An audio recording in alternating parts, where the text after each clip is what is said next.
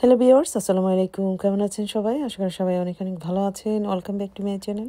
তো আজকে আমি বানিয়ে দেখাবো 2 রকম সবজি দিয়ে মজাদার একটা সবজি পিঠা।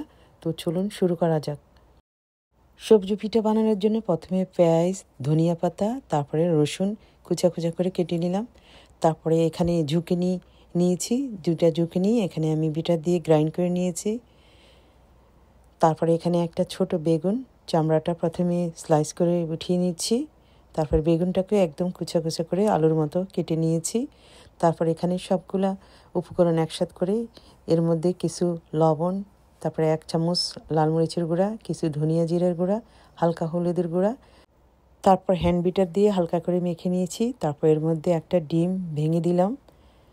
ডিম দেওয়ার পরে ডিমটা ভালোভাবে মিক্স করে নিচ্ছি। তারপর এর মধ্যে আমি বেগুন কুচি, তারপরে জুকিনি কুচি দিয়ে দিলাম।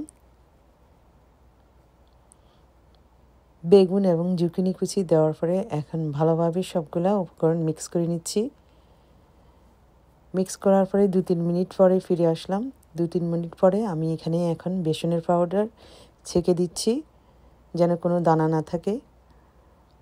তারপরে দিয়ে দিচ্ছি এখানে 2-3 চামচ কর্নফ্লাওয়ার, এতে করে সবজি পিঠাটা একটু ক্রিস্পি হবে। তারপরে এখন স্প্যাচুলা দিয়ে আস্তে আস্তে করে ভালোভাবে মিক্স করে নিচ্ছি।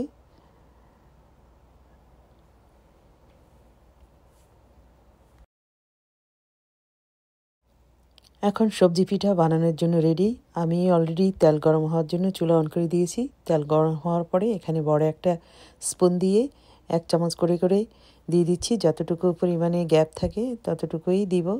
5 থেকে 6টা এরকমভাবেই দিয়েছি, যতটুকু অল্প তেলেই ভাজতেছি আর ছোটো পাতিলের মধ্যে দিয়ে ভাজতেছি। তো একটু প্রথম পিঠটা একটু ভাজা হওয়ার পরে আমি এখন উল্টে দিচ্ছি।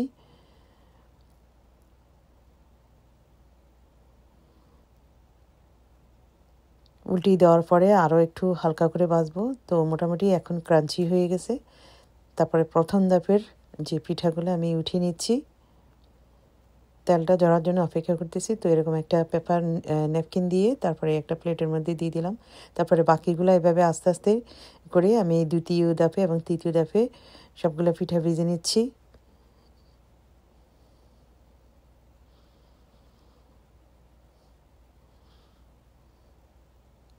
তো দ্বিতীয় দফারগুলো নিলাম, তৃতীয় দফারটাও আমি ভেজে নিয়েছি।